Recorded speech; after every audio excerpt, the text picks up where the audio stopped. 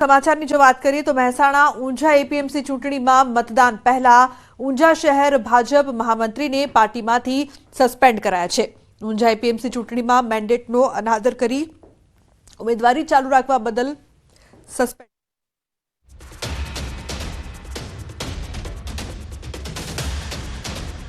तो મહેસાણા જિલ્લા પ્રમુખ ગિરીશભાઈ રાજગોરે શહેર મહામંત્રી દીપકભાઈ જયંતીલાલ પટેલને કર્યા સસ્પેન્ડ। દીપકભાઈ જયંતીલાલ પટેલે વેપારી વિભાગમાં નોંધાવી છે ઉમેદવારી।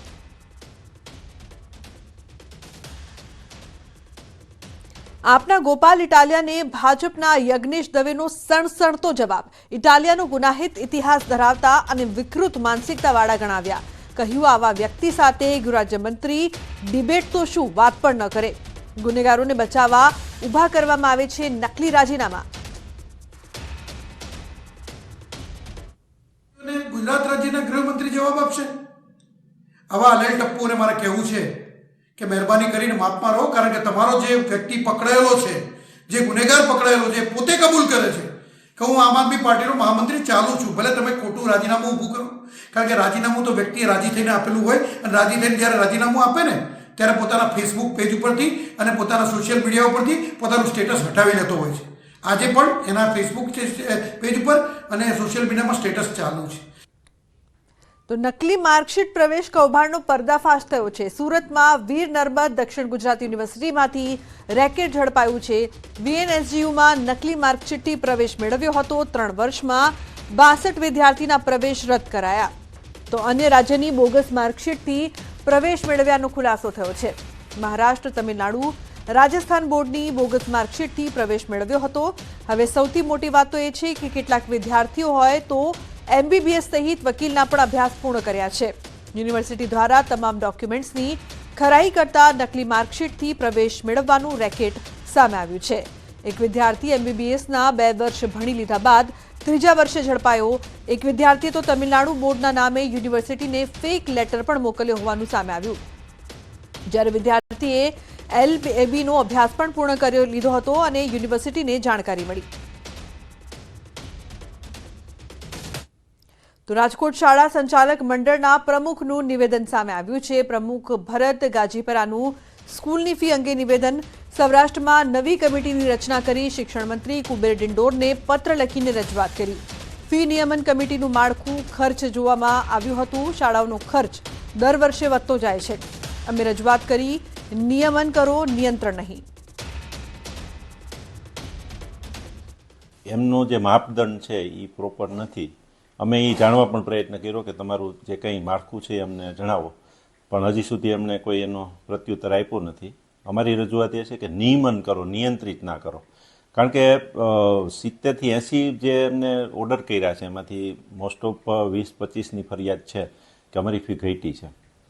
એટલે આગળના જે ઓર્ડર છે એ ખરેખર જોઈએ તો ઇલીગલ ગણાય। તો વડોદરામાં હરણી બોટકાંડ બાદ હવે ફરી શાળાઓમાં પ્રવાસનું ભૂત ધૂણ્યું છે। વડોદરા શહેર અને જિલ્લાની 50 જેટલી શાળાઓએ પ્રવાસનું આયોજન કર્યું છે, જેને લઈને જરૂરી દસ્તાવેજો સાથે ડીઈઓ કચેરીને અરજી મોકલી છે। જો કે વિદ્યાર્થીઓની સંખ્યા વધુ હોય તેવી શાળાઓએ પ્રવાસનું આયોજન ટાળ્યું છે। શાળાઓએ પ્રવાસ માટે 15 દિવસ પહેલા કચેરીને જાણ કરવી જરૂરી છે। સાથે જ પ્રવાસના આયોજન પહેલા વાલીઓને બોલાવીને ઠરાવ કરવો જોઈએ। શાળાએ સ્થાનિક પોલીસ સ્ટેશન અને આરટીઓને પણ પ્રવાસ અંગેની જાણ કરવાની રહેશે।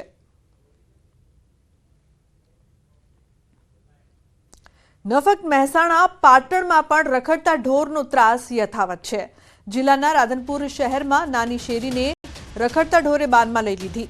ખારીવાસ મહોલ્લામાં 2 આંખલાઓનું યુદ્ધ સીસીટીવીમાં કેદ થયું છે। રહેણાંક વિસ્તારમાં આંખલા જાહેરમાં લડતા લોકોના જીવ પડીકે બંધાયા। તો મહોલ્લામાં આંખલા લડતા લોકોએ છોડાવવા પાણીથી લઈને લાકડીનો પણ સહારો લીધો।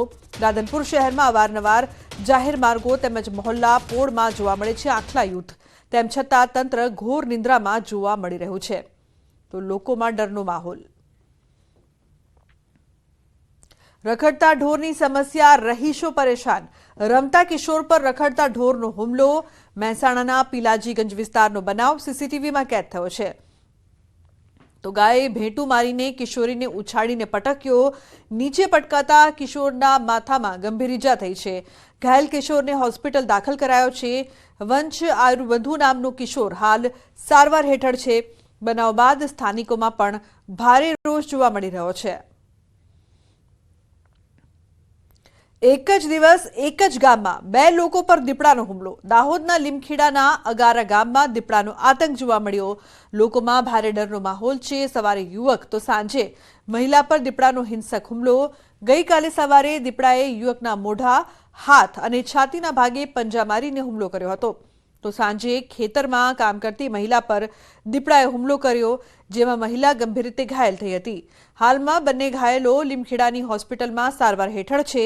એક જ દિવસમાં માનવ લોહી તરસ્યા દીપડાના હુમલાથી ગામમાં ભારે ડરનો માહોલ છે.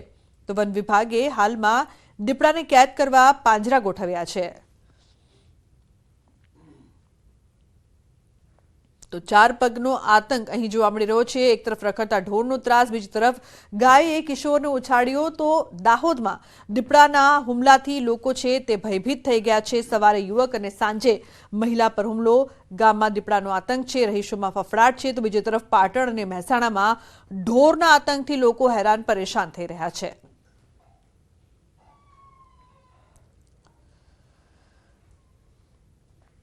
બહારનું ભોજન ખાતા પહેલા ચેક કરી લેજો. વલસાડમાં હોટલમાં ખીચડીમાંથી નીકળ્યો છે વંદો. ગ્રાહકે વિડીયો વાયરલ કર્યો છે. નેશનલ હાઈવે 48 પર પારનેરા ગામ નજીક આવેલ હોટલનો બનાવ છે. ગ્રાહકે મંગાવેલી ખીચડીમાંથી નીકળ્યો વંદો.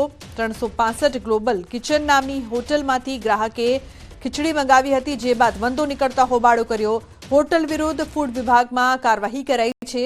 ફૂડ વિભાગે સમગ્ર મામલે તપાસ હાથ ધરી છે.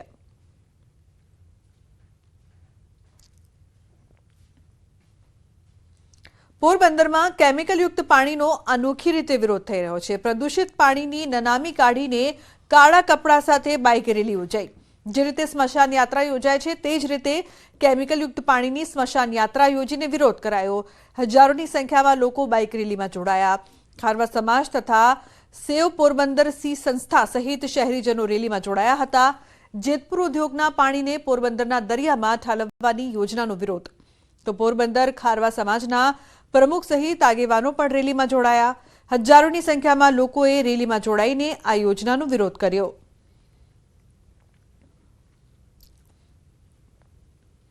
ગીર સોમનાથમાં છાત્રોને સહાયમાં મળતી સાયકલો ધૂળ ખાતી જોવા મળી રહી છે.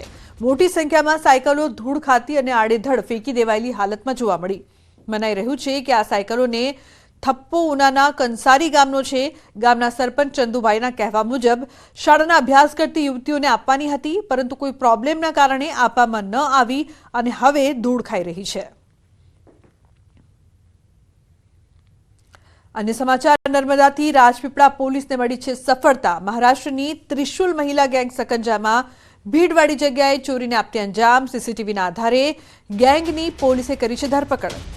તો પોલીસે અંકલેશ્વરથી મહિલા ગેંગની ધરપકડ કરી છે. નર્મદા જિલ્લાના રાજપીપળા પોલીસ મથકે પોલીસને મળી છે મોટી સફળતા. ખાસ અત્યાર સુધીમાં તમે ચોરોની ગેંગ જોઈ હશે, પરંતુ હવે મહિલા ત્રિશુલ ચોરી ગેંગ પકડાઈ છે. ખાસ 5 મહિલાઓ જે છે જે મહારાષ્ટ્રની વતની છે અને લગભગ 50,000થી વધુની ચોરી કરી ચૂક્યા છે. જે પાકીટ હોય છે, જે લોકો ભીડભાડમાં પડતા હોય છે, એમના પાકીટ ચોરી અને એમનાથી પૈસા કાઢી લેતા હોય છે. ત્યારે નર્મદા જિલ્લા રાજપીપળા પોલીસ સ્ટેશનમાં પોલીસને મોટી સફળતા મળી છે અને આ 5 મહિલાઓને હાલ રાજપીપળા પોલીસ સ્ટેશનમાં જેલ ભેગી કરી છે. એમની હાલ પૂછતાછ કરી દેવામાં આવી છે અને 27,000 જેટલા રિકવર પણ રૂપિયા કરી દેવામાં આવે છે. ત્યારે હવે જોવાનું એ રહ્યું કે અત્યાર સુધી જે ચોરો હોય છે, જે ચેન સ્નેકર હોય છે, જે ચેનો ખેંચી જતા હોય છે અને મોટી ચોરી કરતા હોય છે, પરંતુ હવે મહિલાઓ પણ ચોરીના ગેંગમાં સક્રિય થઈ છે અને 5 મહિલાઓને નર્મદા જિલ્લાના રાજપીપળા પોલીસ સ્ટેશનમાં લાવવામાં આવી છે અને રાજપીપળા પોલીસને મોટી સફળતા મળી છે. હવે જોવાનું રહ્યું કે આ મહિલાઓ પાછળ હજુ કેટલી ગેંગ પકડાઈ છે અને આ મહિલાઓએ કેટલી ચોરી કરી છે. દીપક પટેલ, ન્યૂઝ 18 ગુજરાતી, નર્મદા. તો ગમે ત્યાંથી ડુંગળીનું બિયારણ લેતા પહેલા ધ્યાન રાખજો. બોટાદમાં ડુંગળીનું હલકી કક્ષાનું બિયારણ પધરાવી દીધું હોવાની ફરિયાદ ઉઠી છે. બોટાદની ગુજરાત બીજ એગ્રોમાંથી બિયારણ લીધું હોવાનું ખેડૂતો કહી રહ્યા છે. કેટલાક ખેડૂતો કહી રહ્યા છે કે 90 દિવસની ઉત્પાદનની વાત કરવામાં આવી હતી, જેવી સામે આજે 100થી વધુ દિવસ થઈ ગયા છે, છતાં પણ ઉત્પાદન થયું નથી. આથી વીઘા દીઠ 35,000 જેટલાનું નુકસાન થયું હોવાનું ખેડૂતો કહી રહ્યા છે. ડુંગળી જે 80 થી 85 દિવસે પાકી જતી હતી એ ડુંગળીને આજે 110 દિવસ થયા છે અમારે, પણ હજી કંઈ દડો બનતો નથી. કોક પાળા દડા બન્યા છે અને હજી અમુક રોપને જેવી ડુંગળી રહે છે. અમને એવું થાય છે કે બિયારણમાં કંઈક રોલબાદ છે, એના હિસાબે આ પ્રશ્ન બન્યો એવું લાગે છે અમને. એક તો 80 થી 90 દિવસે બની પડે, બની નહીં. બીજા નંબરમાં કલરમાં ફેર બતાવે છે. જે કલશ 135 નંબર જતું ને એ માયલું ઓન નથી નીકળ્યું, જામુડિયા કલરનું દેખાય છે.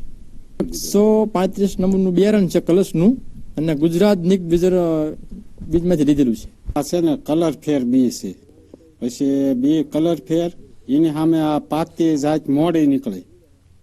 આપણે 110 દિવસથી આ સોંપી, બરોબર, તો એ પાકી નહીં અત્યારે ટાઈમે, તો અમારે અત્યારે પૂરતા ભાવ મળે નહીં.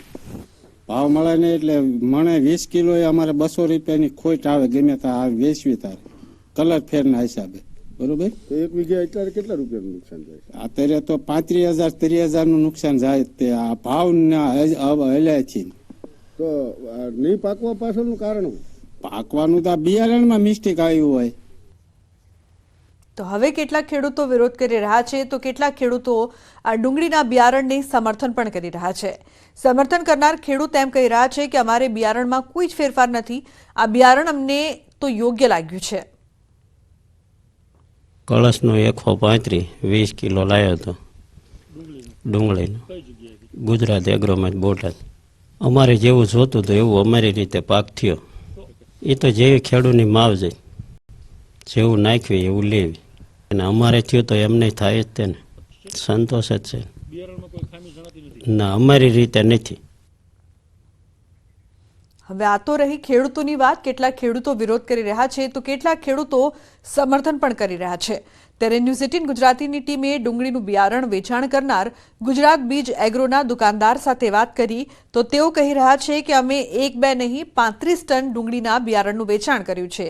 હજુ સુધી આવી કોઈ ફરિયાદ ઉઠી નથી. ઉલટાનું તેમણે એમ પણ કહ્યું કે હજુ સુધી કોઈ ખેડૂતોની ફરિયાદ મળી જ નથી. આ ખેડૂતો દ્વારા રૂપિયા પડાવવાનું કાવતરું છે. જે આ પ્રશ્ન તમારી પાસે ખેડૂતોનો આવે છે એ લગભગ છેલ્લા 10 દિવસથી છે, અને એ ખેડૂતોને બધાને આપણે કીધેલું છે કે તમે જે 5-15 જણા ભેગા થશો, એ સિવાય બીજે વાવેતર થયેલું હોય તો એ જગ્યાએ અમે તમને રૂબરૂ પ્લોટ બતાવી દઈએ. કંપનીના સ્ટાફ આવીને બતાવેલા પણ છે, અને જે આ પેકેટ છે એ 2300 પેકેટનું અંદાજિત વેચાણ છે. તો આમને જે 5-15 જણાના જે પ્રશ્નો છે એ એવા પ્રશ્નો બીજા કોઈ પ્લોટમાં નથી, બરાબર.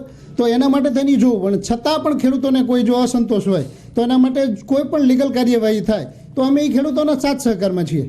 અત્યારે જે બિયારણ જે વાવેલું છે ખેડૂતનો પ્રશ્ન છે, તો અન્ય જે ખેડૂતો તમે વાત કરો છો તેના ઉત્પાદન 90 દિવસમાં જે ડુંગળી પાકવી જોઈએ તે મુજબનું ઉત્પાદન ને સમય મુજબનું ખરું? જે 90 દિવસનો કે 85 દિવસનો મુદ્દો બનાવ્યો છે એ વાતાવરણને આધીન હોય છે. વાતાવરણમાં ઠંડીનું, ભેજનું પ્રમાણ, યુરિયા આપી દેવું વધારે પડતું ક્યારેક, તો ગમે ત્યારે 15 દિવસ મહિના સુધીનું લેટ થતું હોય છે. તો સુરેન્દ્રનગર જિલ્લામાં યુરિયા ખાતરની અછત સર્જાઈ છે. વઢવાણ માર્કેટિંગ યાર્ડમાં ખાતરના ડેપો પર ખેડૂતોની લાંબી લાઈનો લાગી છે. લાઈનમાં ઊભા રહેવા છતાં પૂરતા પ્રમાણમાં ખાતર ન મળવાનો ખેડૂતોનો આક્ષેપ છે. માત્ર 6 જ થેલી ખાતર આપવામાં આવતું હોવાનો ખેડૂતોનો આક્ષેપ છે. ખેડૂતોને હાલ શિયાળુ પાક માટે યુરિયા ખાતરની તાતી જરૂરિયાત. પૂરતા પ્રમાણમાં ખાતર ન મળતા પાકમાં ઉત્પાદનમાં ઘટાડો થવાની શક્યતા. સરકાર દ્વારા પૂરતા યુરિયા ખાતરનો જથ્થો ઉપલબ્ધ કરાવવામાં આવે તેવી માંગ. મારે 100 વીઘાની ખેતી છે અને ખાતરમાં અમે 3-4 દિવસથી અહીંયા આંટા મારી છે, છતાં પણ અમને મળતું નથી. અત્યારે લાઈનમાં ઊભા રહી ત્યારે 6 થેલી અમને આપે છે. અમારી જરૂરિયાત 20-25 થેલીની છે, એટલે અમને ટાઈમે ખાતર મળે એવું સરકારશ્રીને અમારી એવો વિનંતી છે કે ટાઈમે ખાતર મળે એવું કરો. અત્યારે અમારા પાકની અંદર અત્યારે ખાસ જરૂરિયાત છે. મારી પાસે 15 એકર જમીન છે. મારે ઉરિયાની 20 થેલીની જરૂર છે. આ 6 થેલી આપે છે. આખો દિવસમાં આ ત્રીજો ધક્કો છે મારે, અને 6 થેલી રોજ આપે. તો જરૂરિયાત મુજબ સરકારશ્રીને વિનંતી કે ખેડૂતને ટાઈમસર ખાતર મળી રહે એવી નમ્ર વિનંતી.